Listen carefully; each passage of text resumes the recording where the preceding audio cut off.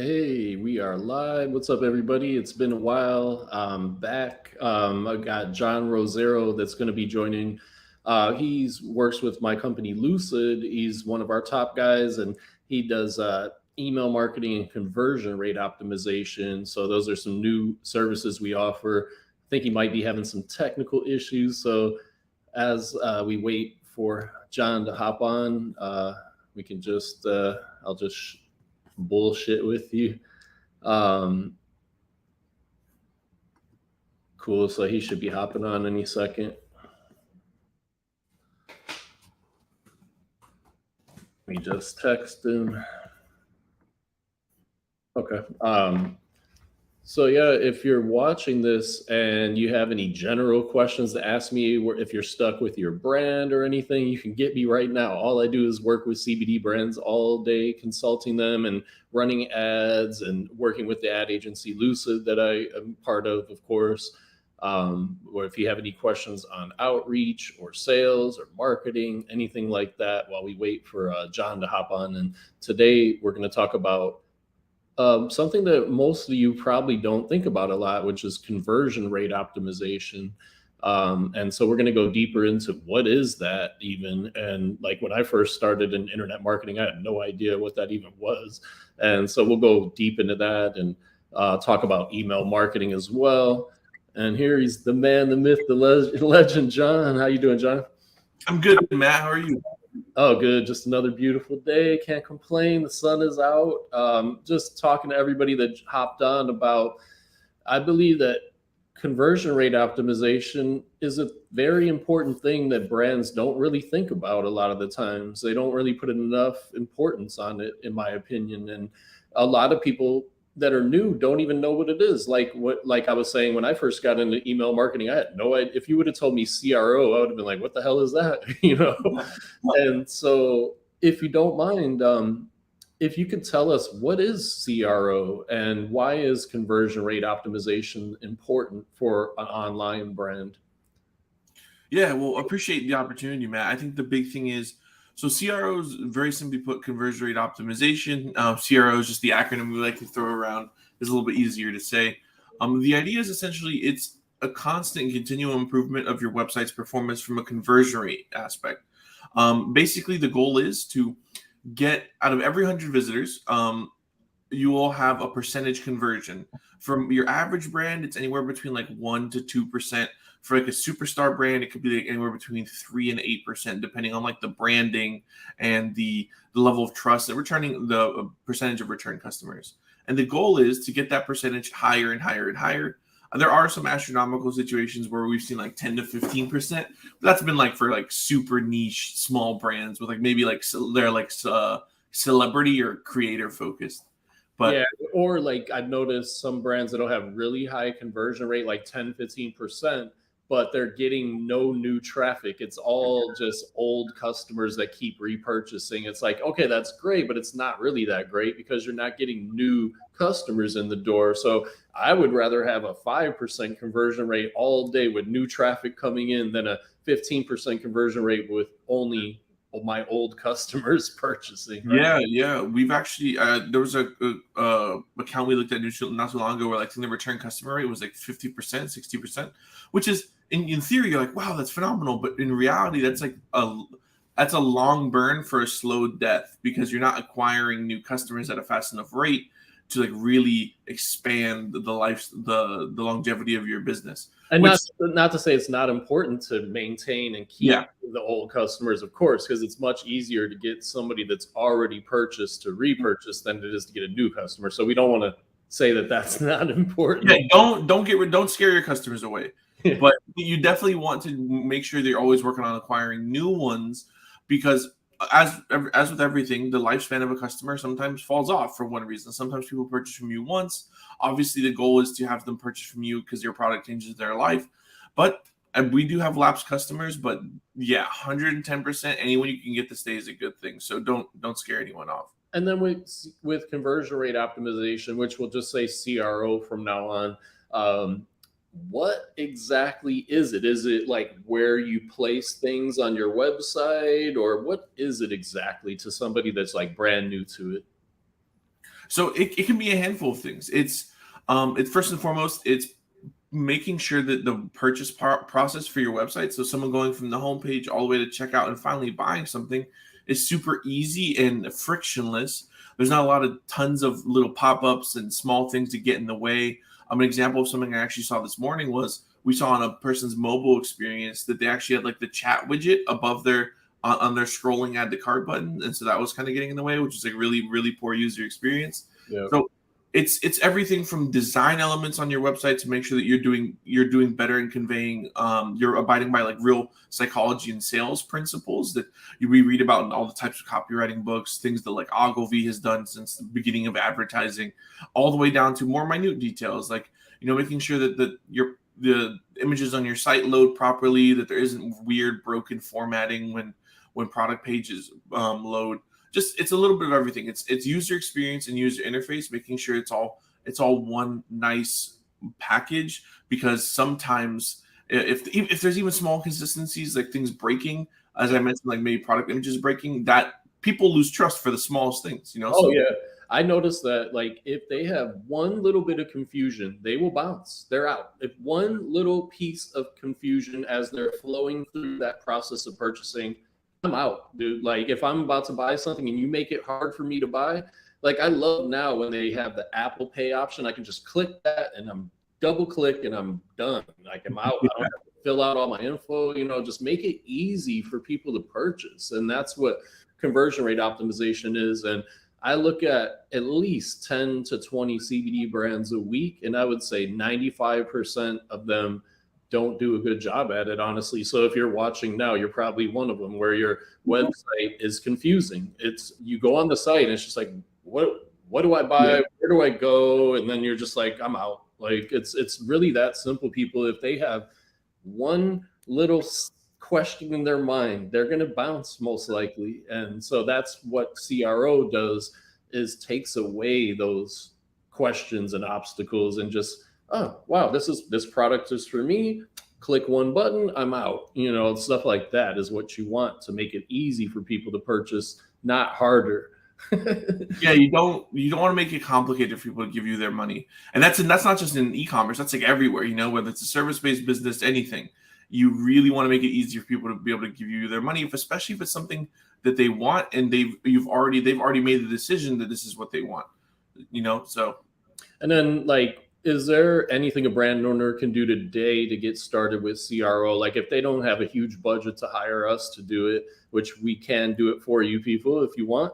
But if not, if they want to do it on their own, what are some things they can do to just get started with it? And then what are some common mistakes you see when people are doing the CRO and overall website design? So I think the easiest one to tackle first is like mistakes. I think it's really easy to get wrapped up in small details that don't really make a significant difference. Granted, I do understand the belief that Rome wasn't built in a day, and it's like the small one step forward is better than no steps forward. But there are certain things like, focusing on the color of a button, or maybe bolding text in a certain, like a paragraph, where these are things that, yes, may make a difference. But in reality, if you spend 2-3 weeks testing these very, very, very, very small changes, they usually don't really end up being that impactful. So like the joke that we have in the industry is that if your CRO agency or if your advertising marketing agency is telling you to test the color of buttons, then you should probably fire them. And then when it comes to the like how to get started today, very simply put, I think every brand on the face of the earth should install a tool like Hotjar or Lucky Orange. Yeah, I love those tools, the heat mapping tools. Absolutely. Yeah. They're heat mapping tools that allow you as a brand owner to identify what's the behavior on your site look like. We obviously 100% recommend jumping into Google Analytics, looking at page traffic, site speed, as well as also looking at average session duration. And the next layer of that information is like Hotjar and Lucky Orange, because by looking at heat maps, watch visitor recordings. These are opportunities for you to really see how people are engaging with your website. And Hotjar even has instances where now it's getting better and better. And there's even like you could see where people are clicking something and it's obviously not clickable. Those are like small instances and ideas like, hey, maybe we should do something with that. Yeah. or you can see average scroll, how far down the page is someone averagely like scroll on average. And let's say the best information about your entire website is where, like, after you've lost 90% of traffic, that's an idea, like, oh, I should probably move that higher up on the page. That's very valuable stuff, people. And if you've never used heat mapping software, you got to check it out, because it really does show you those things, and it'll show you, like, it'll be hot wherever more people are going, and so okay, this is what the information that most people are looking for on my site, and things like that. And let's check some of the comments real quick. Great info. Somebody saying, Facebook and Google in Europe, any changes in allowing CBD advertising? Not yet, unfortunately. We're getting there. We're working with Facebook on that, but unfortunately not yet for Europe. But we can work with European brands, so reach out to me, DM me for that. And what are your fees for reviewing and consulting on CRO? So it ranges from brand to brand, depending on like how severe, or not how severe, but we normally, if you just want us to take a quick look at your site, or if you want to hop on a call with me, it's absolutely free. What we do is we usually try to determine if we can actually help before we try to help. Yeah. But for example, like if someone's just starting out on like Shopify, or who just launched their brand like maybe a week or two ago, 110% recommend that you start jumping into this and thinking about this yourself. Our best targets are the people who we help the most, are usually people who are either already spending money on ads because they're constantly running traffic. And you have to think about it is traffic is like a faucet, or a Facebook advertising, meta advertising in general is a faucet. You can turn it on and off.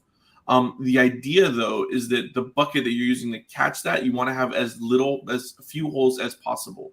So that's kind of what conversion rate optimization does, is it's catching the most water that you can so that your advertising is more profitable.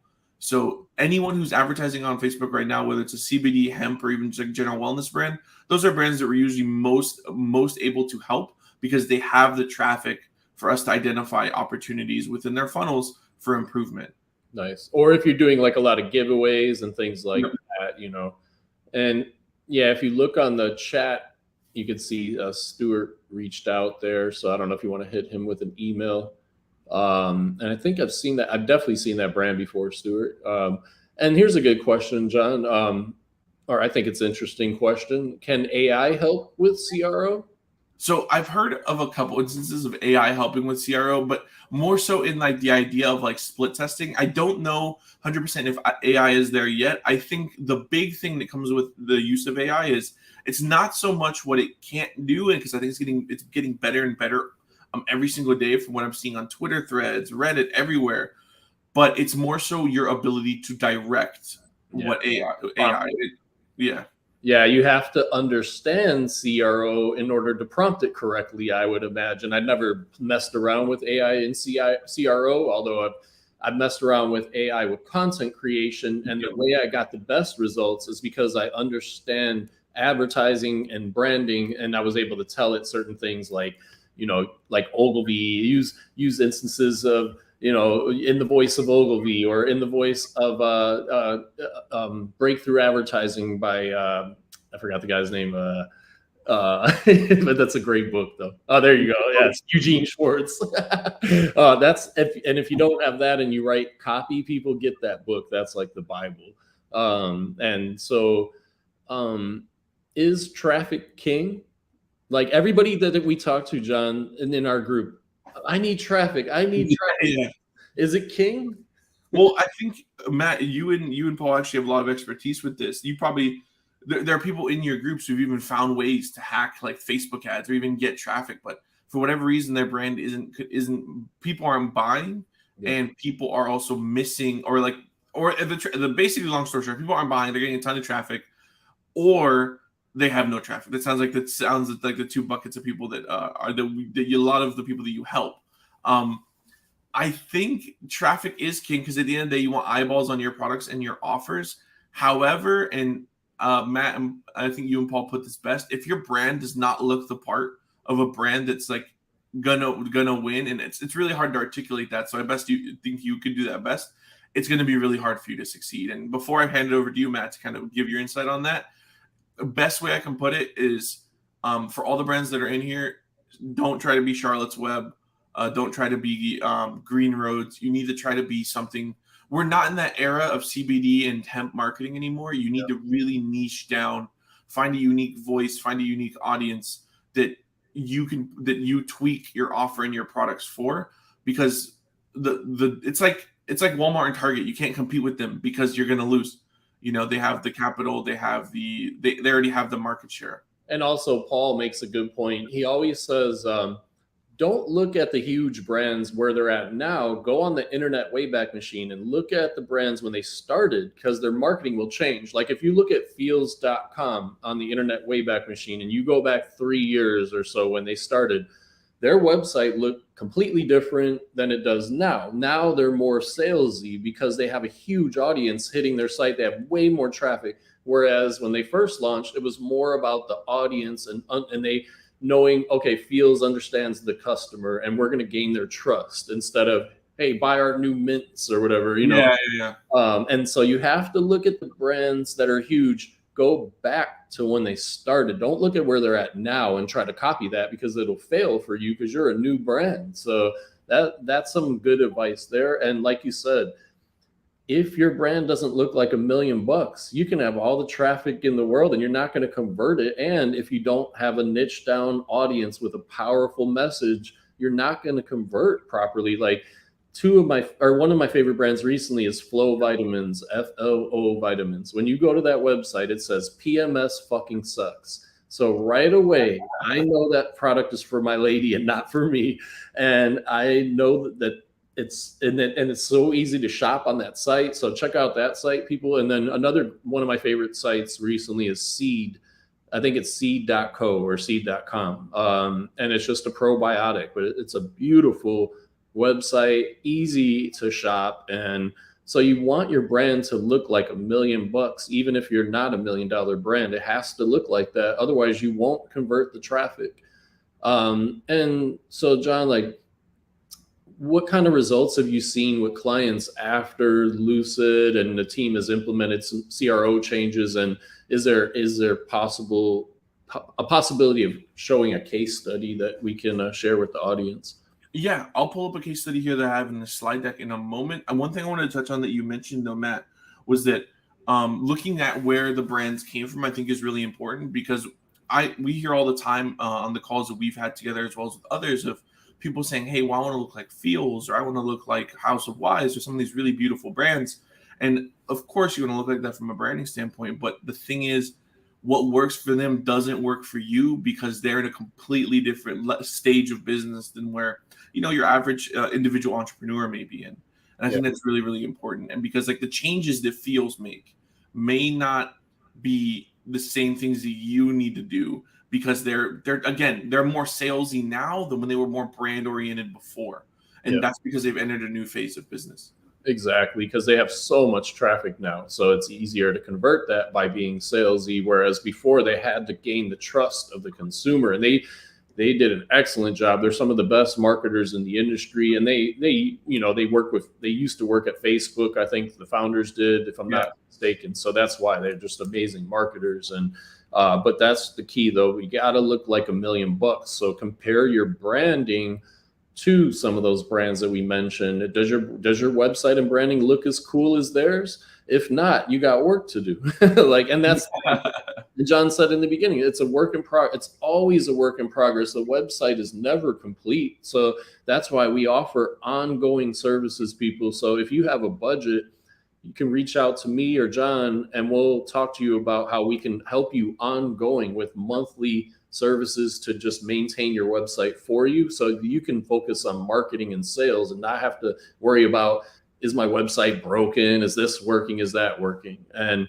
here's a case study that we're going to share with you with Kush Queen, one of the brands that we worked with on CRO with their website. And we call it profit rate optimization, because that's exactly what it is. So I'll just to touch on that, two things. One, we absolutely love the Kush Queen team. Incredibly intelligent, super diligent, hard workers. That's, I think, is what you need out of the leadership team. Just something I want to point out before we jump in here is our job honestly is to make the people that we work with lives a little bit more difficult, because we obviously want to improve, we want to grow, we want their business to improve and grow, because it's a mutual partnership. It's not a set and forget. It's the goal here is to, when we partner with brands, they come on board, we work hard together to get results like the ones I'm about to show you now. And as a side note, and this is just kind of a marketing thing too, is we call it property optimization because that's our USP, our unique selling principle. And which is, so that's kind of like us taking our own medicine, is we wanted to create a mechanism or unique selling principle that for our agency about this part of this part of the agency. So that's kind of like, again, us taking our own medicine as an example of, hey, you need to do this for your brand too. You need to find interesting, creative ways to sell your products and promote your offers. And I was just going to say that, John, people, you can take a look at our website, wearelucid.com, as you see on the slide there, and you see we take our own medicine, because I believe our website is beautiful and it's set up properly, in my opinion. So we do what we say we're going to, we do what we say. We do what we tell you to do. Yeah. Real quick, Matt, before we jump in, I saw questions that when selling to multiple countries online, does one strategy fit all, or do you need to adapt for UK, German, Japan because of all cultural behavior? And I think you may have a better answer than I do on this one, but normally I think we see that brands that are international like that, they usually have specific domains for each, domains for each country, correct? A lot of the times they will, yeah, because it's easier to convert that traffic than if you just had like a little drop down, changed language drop down on your site. It doesn't work as well. And yes, I would say marketing is completely different in different areas of the world. And so in Europe, they're much more subtle. You have to be much more subtle than if you're selling to Americans. Like, we buy everything in America. Like, it's so much harder to sell to European audiences. In my opinion, it's more challenging. Americans will buy anything. You can be like, 2-for-1 sale, buy now. Like, that kind of shit won't work in Europe. They hate that. Like, so it is the cultural differences. You have to be aware of that. And like, even Scandinavians are completely different than somebody from England, and Japanese is completely different. So you have to understand those cultural differences in order to connect with that audience. And that's why, like John said in the beginning, you have to niche down, because it's hard enough like speaking to one audience, let alone 5 different audiences. So you got to start somewhere and then get that traffic going with that particular audience first. If you try to be all things to everybody, you'll be nothing to nobody. And that's a quote from Seth Godin, one of the greatest marketers of all time. It's a paraphrase of the quote. Yeah, I think that's a good point, Matt. And just to kind of wrap that up, is more is not always better. And I totally understand the desire to go international. Obviously, that's like, you want to sell to everyone. But as you said, focus on one market, maybe your home market that you understand the best, and then dominate that. And then maybe 2-3 years from now, when you have a team, when you're getting your 8th, 9th round of investing, maybe you can expand to some other markets. Yeah. And so we'll share this case study here that we worked on with Kush Queen. Yeah, so we'll jump forward to a couple slides. So first, the results. We worked with them since September of last year. And a couple just key points here. Over the course of our relationship, we increased their conversion rate on site by over 40%. We increased the number of sessions converted by 75%. And we increased the add to cart rate by over 55%. Now, we, again, just want to reiterate, we worked in tandem with the Kush Queen team, and the things that they were doing helped to consult and collaborate on a lot of the ideas implemented, as well as obviously we were running ads for them at the same time. So we were able to also really, really, really collaborate with the internal advertising department at Lucid that made a lot of this stuff easier. Being on the same page, basically making sure that all your heads of your business are speaking to each other. Got it. So this led to overall 22% increase in orders and overall 48% increase in total sales. Wow, that's huge, man. So that also shows to me that the average order value went up, right? Yeah, it did. And we compared time. And so when this case study was done, we compared time year to date in comparison. So it was basically, we were able to see, and this didn't have anything to do with like Black Friday, Cyber Monday. This was, we really wanted to make sure that we compared these two times, and like if there was anything out of the ordinary as far as like Black Friday, Cyber Monday, we might wanted to remove that data. But yeah, we're really happy with the results we had, and we think that we definitely, like, this is an example of what happens when we work with people who also like, who are dedicated and really want to grow and improve their brand. So in some examples now, we'll show you what we did as far as like just a couple quick optimizations. So what we do for our profit rate optimization program is we research, we pitch, and then we implement the projects via Google Optimize or similar, because Google Optimize is unfortunately being sunset. And then we may or may not, and sometimes we hand off the development, the coding, the ones and zeros to our client or investors team. Other times, especially if the client wants help with it, we help develop and do the coding on our end as well. So like this example, did we develop that after example? We did not. So this is actually so there's a handful of examples here, but this first one is we actually handed the development off, if I'm not mistaken. So we just told them what to do, and then their internal team executed on that. Yeah, so we actually architect the whole design. We use tools like Figma to mock up design and get it pixel perfect. And then we also create documentation to hand off to the developer to hopefully make it easy as possible to replicate the designs that we create. That sounds super easy. So we basically do it all for them, and then they just implement it. But we can do all the implementation for you as well if you need. Yeah, absolutely. And we have a team of devs that we're consistently and continuously building out. Developers are top notch, man. We're so lucky to have the developers that we have on our team. Yeah, the joke I make is that I used to, before I started working in the agency world, I had no idea what devs did, but now I do, and I don't like bugging them. Right.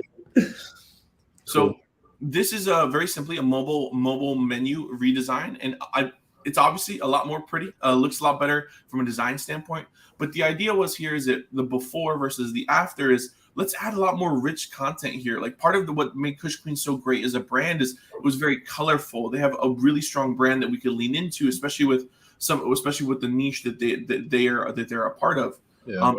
And so we wanted to lean more into the colors. Let's make sure that we're actually presenting rich content, imagery, and this not only looks better, but if you think about it, it's also branding within the mobile menu. So the idea here is that this should improve conversions because it's another step of like, hey, this is a brand, right? This isn't like a faceless corporation that I'm buying from. So love this. I was super impressed by the work our team did on the mobile menu. And yeah, man, just I love things like this. I'm a dork when it comes to like just all the things that you can fit into like small sections like the mobile menu. Yeah, I love that bestseller section that was added in there because that would make me be like click directly on that. Okay, cool. Let me get this if I'm a newbie. So that's And for everyone who's watching it, if you don't have a bestseller section on your site, please put one together. That is like the number one place people go for ideas of like what to buy if they're a first time shopper. Yep.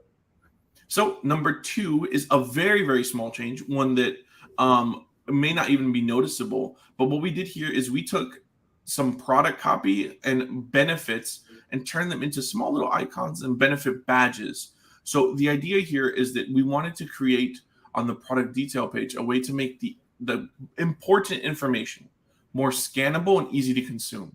When we write, as a side, when we write content on our website, we should always write with the consumer in mind, and consumer not being the person who's buying your products, but the person being who's reading your content. Always write for consumption. I'm a big fan of people who love their product and want to write paragraphs, J.K. Rowling novels about them. But you have to understand that we live in a ADHD society where people need that information quickly. They need to know what you can do for them quickly. So you need to orient your product copy and the way it's laid out in a way that's super easy to decipher and gets the information that someone needs immediately. And that was what the goal was here. Nice. Yeah, it looks much better. Yeah, so very simple, and it's not an overwhelming change. So this is an example of a smaller optimization, but we went from what we had there to little product copy, and then just highlighting the fact that it's vegan, high quality, fruity flavor, like just stuff that we collaborated with the Kush Queen team to determine, hey, this is what we want to say. And that's what we put. And this actually won significantly. I think this specific test, I think, was like 99 to 1% in favor of the new experience. And then finally, just another small optimization. But I definitely think this is something that we see really, really do well. We optimized the homepage hero banner. So the before, you can see that's what the top of the website kind of looked like, a little bit cluttered, a little bit confusing. It doesn't even look like it's a banner, honestly. And then we decided to jump in, and in this instance, we leaned more into the products because that's kind of what we decided we want to do with the section instead of the people or more of the lifestyle.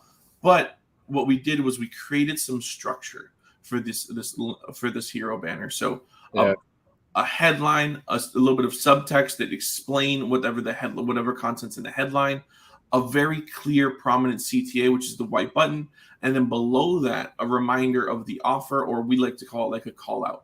So much better, man. It looks like 10 times better. Thank you. Yeah, I'm really happy with the work our team did here, and the Kush Queen overall, I think their website had so much promise, especially for, again, who their target market is. But I definitely think that small changes like this over the course of time make a significant difference and lead to the results like the ones I shared earlier. Yeah, I love it. Cool. Yeah, somebody commented excellent results. I appreciate that. I'll make sure that we tell our guys that so we don't work them too hard. And then this is very simple why it worked. Kind of what I've been saying is that our success with Kush Queen can be really credited to our team's experience. So when I say our team, I'm not talking about specifically me. I'm talking about our team at Lucid, our post-click team, and their relationship with the client. There was a lot of trust, a lot of open communication, and sometimes difficult communication when it came to things maybe we didn't like, or, like it's hard to tell some of these brand owners, like, hey, your baby's ugly, and we never say it in terms like that. And to be honest, we don't work with brands that are ugly, but there are just some instances where we have to really help brand owners think about their brand in a different perspective, not from their perspective, but the perspective of someone who's visiting their site. And credit to the Kush Queen team for being very, very, very forthright and very open to any ideas and changes that we ever shared with them. And that's the last thing I'll say on that is Kush Queen allowed our team to operate at their best. And that was part of, I would probably say, the majority of why we were able to get such good results for them. Yeah, like most brand owners, honestly, that I tell them their baby is ugly, they're actually pretty cool about it. That's a good thing. At least most people are open-minded, I feel like, out there, but it is a hard conversation to have with people. Like, I can remember one brand, I was like, oh man, you're gonna have to redo everything. And they were like, but we just spent $250,000. And I'm like, I don't know what to tell you, man. Like, this is not gonna work, in my opinion. I was like, you could try. And so that's very difficult conversation to have with people. Yeah. And to your point, Matt, I won't throw any names out there, but we actually worked with a brand not too long ago who they hired like a design agency to make this really interesting website that I think also won some awards from like a design perspective. But then when we took a look at it and just kind of evaluating the site, and I think after speaking to the brand, they told us their conversion rate went down. Yeah, so the brand you're talking about, and it's like they built a Ferrari, but it was like too hard to drive. Yeah, I think that's a good analogy. And don't get me wrong, I'm a sucker for clean design. You've seen some of the optimizations that we had here, especially that mobile menu. But it's really important, whether it be us or anyone that you work with when it comes to developing and designing a website, that you work with people who are not only designers first, but also understand conversion. They need to be marketers. Yeah. Because what's pretty isn't always what works. Oh, I love that. That's so true, man. Like, one of the ugliest, or it's not ugliest, but it's not the prettiest website is Boom by Cindy Joseph. And they do over 50 million a year. The guy that owns it is Ezra Firestone. He's one of the best marketers in the world. He really understands his audience and how to convert that audience. And they do not have the prettiest packaging or branding, but it works for their audience. And so you have to everything, to me, always goes back to audience. Like our CEO, Aaron, he launched a brand, Monk, when he was younger, and it did one of the fastest growing companies in the US 2 years in a row. And I asked him, why do you think you were so successful with that? And he said, I was completely obsessed with the audience. And that's it, people. Like and if you try to say your audience is, oh, I sell to everybody that buys CBD, that's not an audience. And so you Yeah, have to it's figure not. and Yeah. so anybody that's watching now, if you have any questions or comments, feel free to fire away. You got a couple of experts on the call right now, or at least John, I would call it expert. And there's John's email. If you want to reach out to John and have him take a look at your site and see if we can do some work with you, feel free to email John or send me a DM on Facebook and I'll connect you to John. And we can build websites. And honestly, people, website designers are the worst people in the world, in my opinion. Like I've been let down so many times by web designers. John and Avin and the team at Lucid and PostClick, they are the best in the world at what they do because they actually deliver. Like I can't tell you how many designers I've paid and they just they just disappear. It's like, what the hell? So I promise you this, I bet my fucking reputation on it that if you reach out to John and our team there and you work with us, we're going to get the job done and you're going to be happy. I bet my reputation on John. That's how much I believe in what he does and how he can execute. And so that's about it for today, people. And we're going to do another one of these soon. I'll reach out to you, John. We're going to do email marketing next, which is so important. You should be getting 30 to 40% of your sales through email marketing, in my opinion. And so we'll go over some details on that. And we also can do that for you as well, which we'll talk about next time, probably in a few weeks. But do you have any other comments, John? No, just first and foremost, I appreciate that super kind hat tip, Matt. That's always appreciated. I love the fact like you make it so we have to live up to those big shoes, big expectations. So I look forward to that, and I love that challenge. So the last thing I'll say is that this stuff doesn't need to be super complicated. We like to think that we have a science behind it, and we do it at a high level. But it's also very simple, as you mentioned, Matt. Just listen to your audience. Pay attention to what people are doing. We launched a brand not so long ago called Breeze, and I say we because it's a Lucid brand, but it was founded by Aaron, the CEO of Lucid, and man, it's been a whirlwind. It's done so well for a brand. I can't remember how many cans or how much revenue it's done, but I think it's sold like over 2,000 cans already. I think it's 5,500 cans, if I'm not Yeah. mistaken. It's been like 2 weeks or something since it launched. Yeah, it's been crazy. It's been less than a month, and a lot of that is not only because Aaron obviously is a super talented and he's a great marketer and a great person, and he cares about people. That's why he created the brand. But we have a great team at Lucid that's able to support all like the ideas and all the implementation of the Breeze brand from like the website and obviously marketing and ads because we're doing it all in house. We're not going outside anywhere. We're doing it all in house. Yeah, check out the website, people. It's drinkbreeze.com, BREZ. Yeah. So yeah, check that out. Like John said, we do what we say we're going to do. So the website's beautiful, and it's a work in progress too. We're not done with the website. It's always a work in progress. And even the pricing and everything is not there yet. It's just a new company. Aaron's figuring all that out, but you'll see the journey as that brand evolves. Like we haven't even started offline distribution yet and things like that. So it's really, watch it, people. Drinkbreeze, BREZ.com. Yeah, and wrapping that is very simple. Again, listen to your audience. Pay attention to the people who visit your site. You know, I get it. As someone who started my career in media buying, like you see dollars in, dollars out. You really want to really want to make sure that those numbers look good. But you have to remember, and sometimes it's hard to, especially if you're running media for your own company, like those are people, you know, on the other end.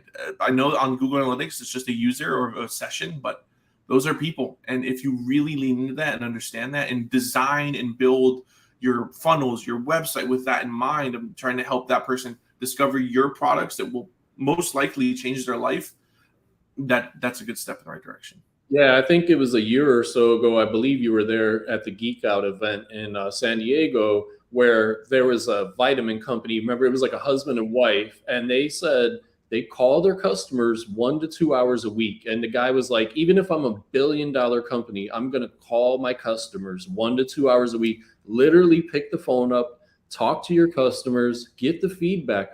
What are we doing right? What new products can we come out with? What do you like about the product that you bought? Things like that. You're going to get the best feedback in the world from your existing customers, and the people that have negative things to say about the brand. You definitely want to call them and get them turned around. Like, I was an expert at that when I used to work at this book publishing company. A customer would call me all pissed, screaming. By the end of the call, we're best friends, and I got them laughing, and we're good to go, So you got to call those people, and don't be afraid to pick the phone up. Like, people will be very impressed by that. And somebody, I don't know who the user was that commented, Matt, we need to talk, but send me a DM and we'll get on a talk. And so, John, it was amazing as always catching up with you, and I'll reach out to you so we could schedule the next call on email marketing. And people that are watching this, if you have any topics that you want us to cover, let me know, and then we'll do that for you. And we'll bring on the right experts. And John has expertise in a lot of different areas. But next time we'll go on email marketing. And appreciate everybody watching. And feel free to reach out to me or John through Facebook Messenger or John's email, which if you want to, I'll throw that back up again. It's john.rosero@wearelucid.com. So feel free to either way, or you can just DM me. But I appreciate everybody watching, and we'll see you next time. And thanks, John, for your time. I know you're a busy man. Thank you. Have a great day, everyone. You too, buddy.